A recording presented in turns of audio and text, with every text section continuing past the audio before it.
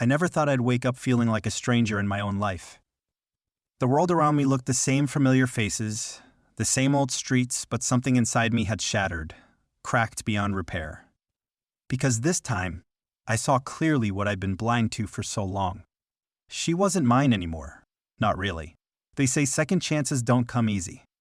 But what if I told you I got one? A rebirth. A do-over. The chance to rewrite a story that once tore me apart. Yet, even after all that, I found myself standing at the edge of a cruel truth. She'd moved on with him. Her assistant. The one I'd trusted without question. I thought love meant fighting for each other, no matter what. I thought loyalty was a two-way street.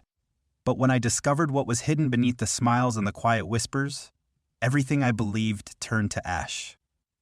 She told me once, "I never loved anyone like I loved you." Lies. Just empty words echoing in my mind like a haunting melody. How could someone look me in the eye and say that knowing she was already slipping away? The night I found the messages, my heart stopped. Words I never expected, promises made to him, plans she never shared with me. I felt frozen, like time betrayed me faster than my own heartbeat. I wanted to scream, to tear everything down, but all I did was stand there broken, silent, watching my world crumble. And now, reborn with memories burning like fire, I have a choice. Chase the ghost of a love that no longer exists, or let her be and finally fight for myself. I chose the latter. Because sometimes, the hardest battles aren't with the ones who leave you, but with the part of you that still wants to hold on. This isn't just a story of betrayal. It's a story of rebirth, of waking up to a truth so painful it almost crushed me, and rising from the ashes to reclaim my life. So, if you think love always wins, think again. Because this time, I'm not the one running after her. I'm chasing my own dreams. Before everything fell apart, life felt like a carefully woven tapestry, beautiful, steady, and full of promise. I was him, the man who believed he had it all. My name is Ayan. I was her boyfriend, her partner, her everything. Or so I thought. Her name was Sarah. She wasn't just the woman I loved, she was my world. We met 5 years ago at a small coffee shop, the kind of place where fate seemed to work its magic. I remember the first time I saw her bright eyes, a laugh that could light up the darkest room, and a kindness that pulled me in like a magnet. From that moment, I was hooked. Sarah was an artist, delicate yet fierce, painting colors into the gray edges of my life. Our days were a blend of quiet mornings with shared coffee, stolen kisses in the rain, and late nights talking about dreams we swore we'd chase together. I adored her in a way I thought was unbreakable. For a long time, we were inseparable. Our love felt like a fortress. Friends called us the perfect couple soulmates, they'd say. And for a while, I believed it too. But no love story is without its shadows. Sarah was brilliant, but she carried secrets like scars hidden beneath her smile. I never pressed I wanted to believe the best, to trust that our bond could survive anything. She had her struggles, insecurities she never voiced, and a need for something more than what I could give. Then there was Amir, her assistant, a quiet man, always hovering just outside the spotlight, blending into the background. I met him a few times, and though he seemed harmless, there was something about him that unsettled me.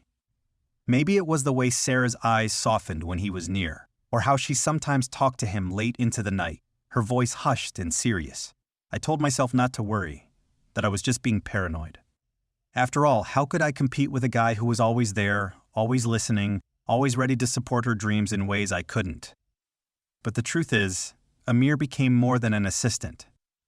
He became the shadow standing between us, a quiet threat I refused to see. Our daily life was a mix of warmth and growing distance. Sarah's art was flourishing, and I cheered her on from the sidelines, proud but increasingly sidelined.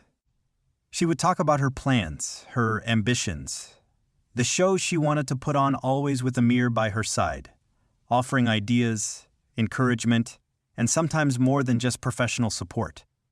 I started noticing the little things. The way Sarah's phone would light up in the dead of night, her sudden cancellations of our plans, the guarded look she gave me when Amir was around. My gut screamed that something was wrong, but I kept turning a blind eye. Because loving someone sometimes means choosing to ignore the warning signs. I thought our love was enough to weather any storm. I thought Sarah and I were a team. But deep down, I knew there were cracks, small fissures in the foundation of everything we built. And those cracks were widening. Now, looking back, I realize how much I lost before I even saw it slipping away.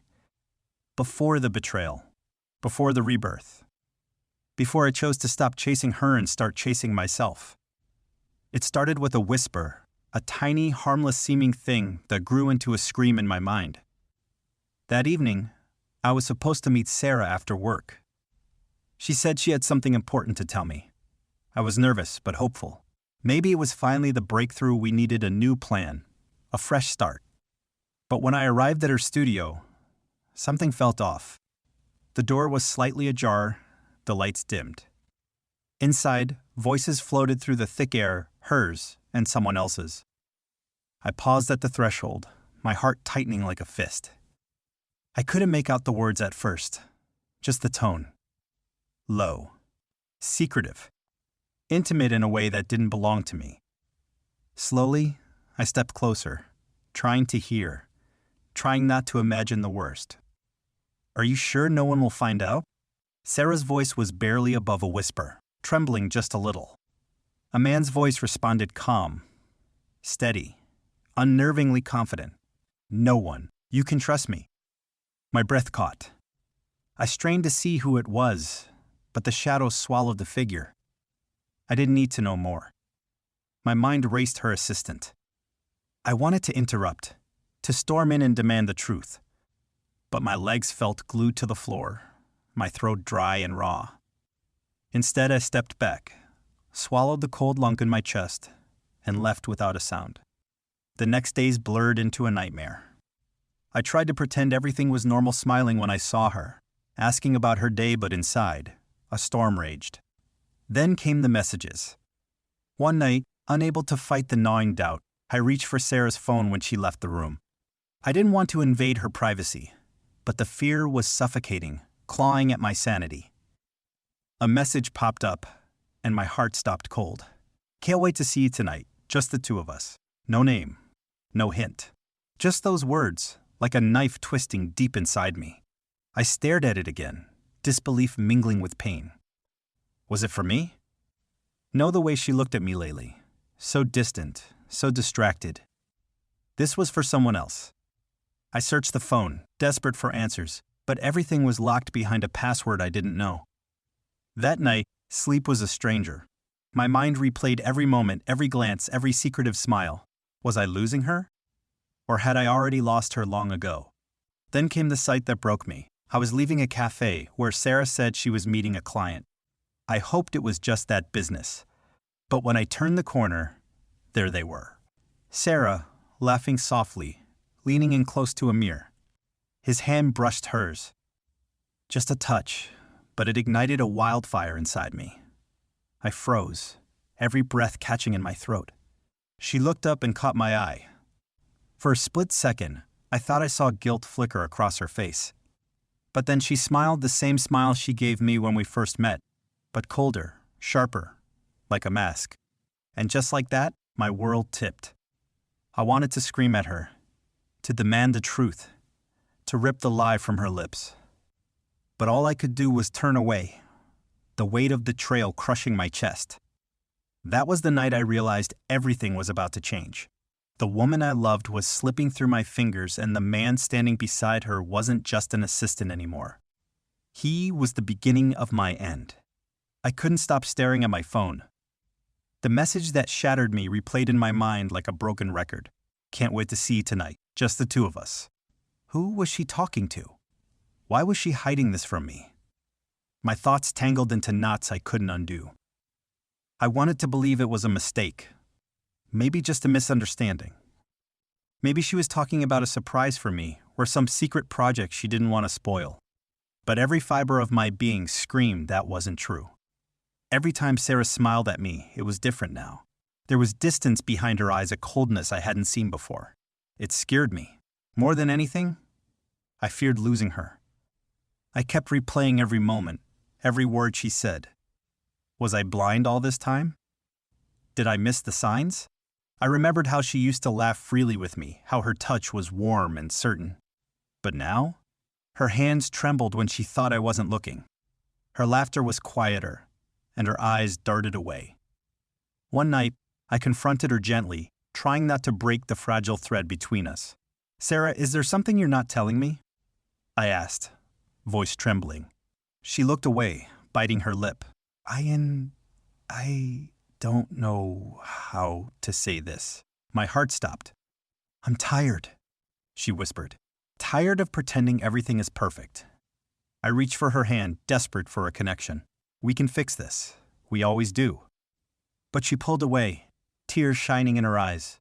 Maybe some things can't be fixed. I wanted to hold on, to believe in us. But doubt was a poison, creeping in and poisoning every hope.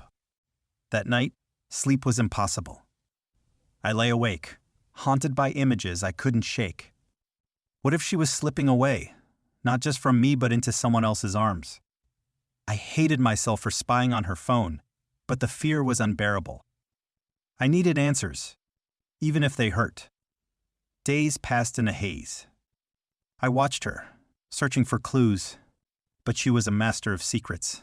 Smiles for me, whispered phone calls for him.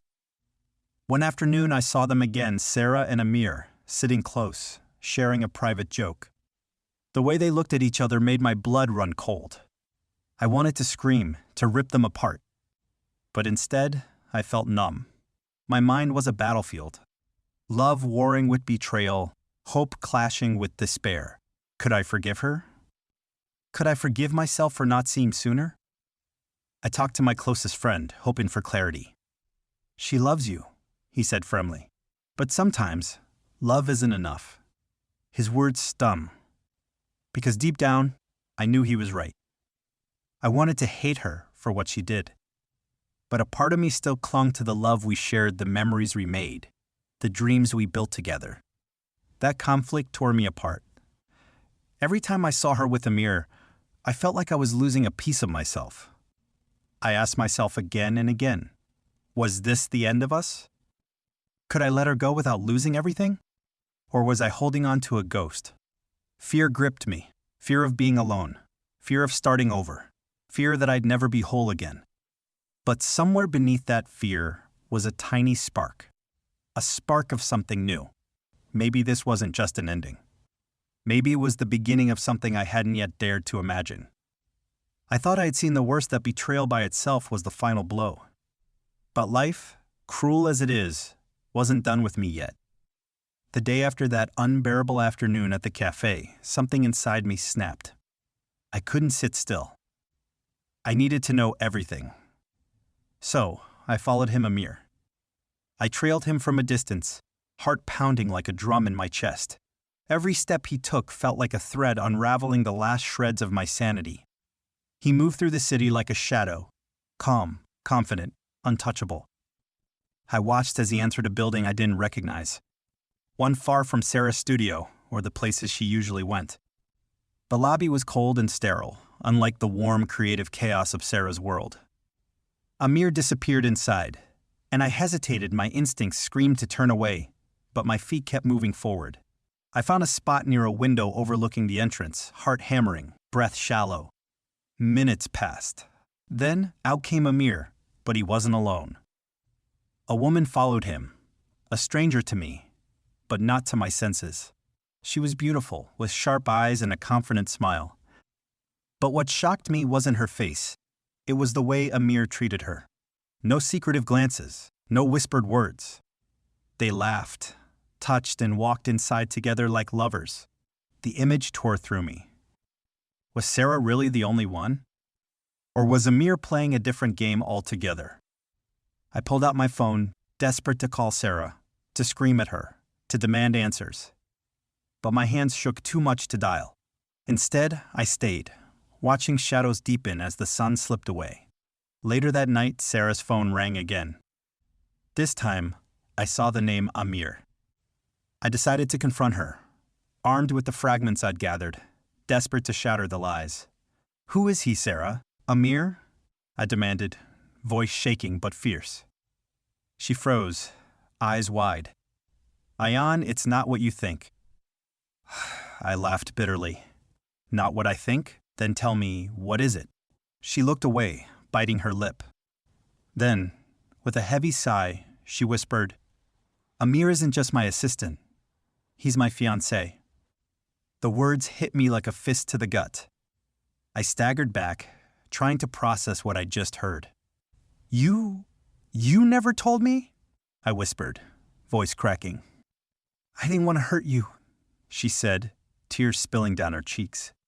"I thought I was protecting you, but I couldn't keep living a lie." My mind reeled. Amir, Sarah's fiancé. The man I thought was the enemy was now the one she had promised forever to. Everything I believed crumbled in an instant. The trust, the love, the future all gone. But there was one thing I couldn't understand. Why had she stayed with me so long? Why had she pretended? Her silence was a knife twisting deeper than any betrayal. I wanted to scream, to rage, to break everything around me. But all I could do was stare, broken and betrayed, as the woman I loved revealed the truth that shattered my world. The moment I couldn't avoid anymore had arrived. I stood outside Sarah's apartment, heart pounding like a war drum. Every breath was a battle between rage and heartbreak. The door opened before I could knock. There she was, the woman I thought I knew, and yet the stranger who had torn my world apart. Why? My voice was barely more than a whisper, raw and trembling. Sarah's eyes filled with tears, but she didn't look away. "I never wanted to hurt you, Ayan." "Then why? Why keep me in the dark? Why live a lie for so long?" The pain in my chest felt like fire, spreading and scorching everything. She stepped closer, her voice breaking. "Because I was scared. Scared of losing you and scared of myself." I laughed bitterly, shaking my head.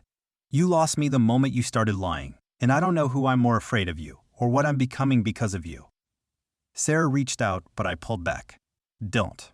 Her shoulders sagged, defeated. "I thought I loved you. I wanted to believe I did. Then why Amir?"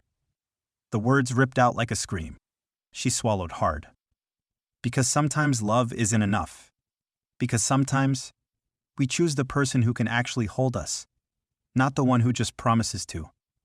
Silence swallowed us. The weight of her confession pressed down, suffocating. Was I ever enough? The question slipped past my lips, a fragile thread of hope. Sarah looked me in the eyes, her gaze full of sorrow and regret. "You were my everything, but not the whole story." Tears streamed down her face. I'm sorry." I clenched my fists, fighting the urge to break down. "Sorry doesn't fix this. It never will." Suddenly Amir appeared at the door behind her, calm, confident, the man who'd been the shadow in my life. He looked at me without fear. "Ayan, it's time to let go." I met his gaze, feeling a storm inside me rise.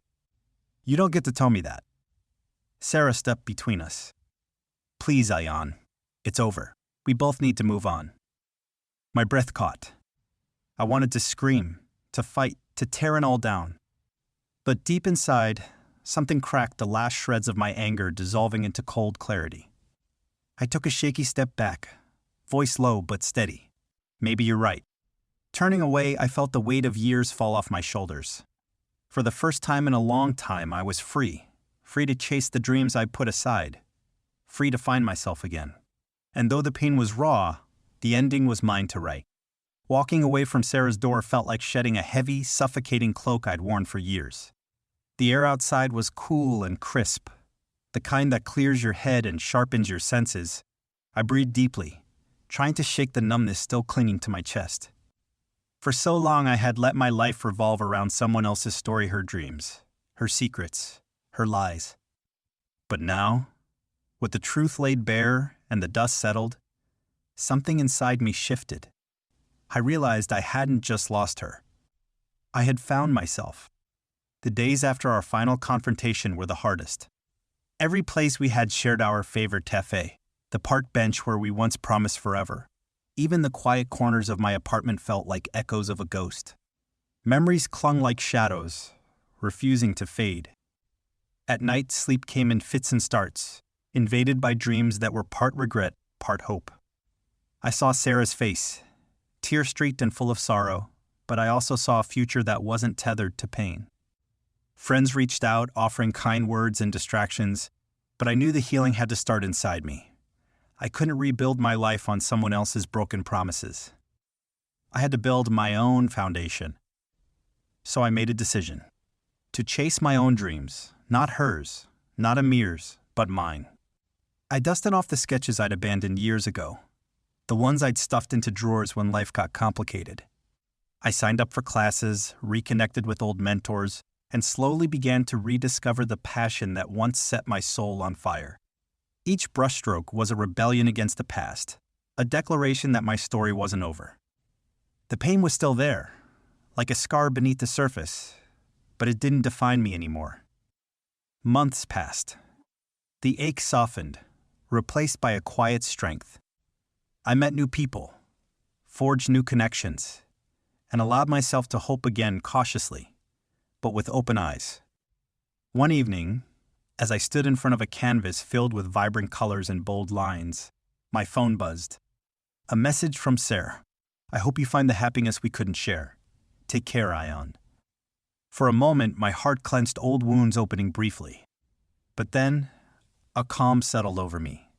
I typed back, "Thank you. I'm learning to live for me now." I put down my phone and looked out the window at the city lights shimmering like distant stars. Life was unpredictable and messy, but it was mine to shape. Letting go hadn't been easy. It never is. But sometimes, the greatest act of love is to set someone free, even if it means breaking your own heart. I'm not the same person who once stood trembling outside Sarah's door. I'm stronger, wiser, and ready to face whatever comes next. Because in the end, love is about more than holding on. It's about knowing when to let go and having the courage to chase your own dreams.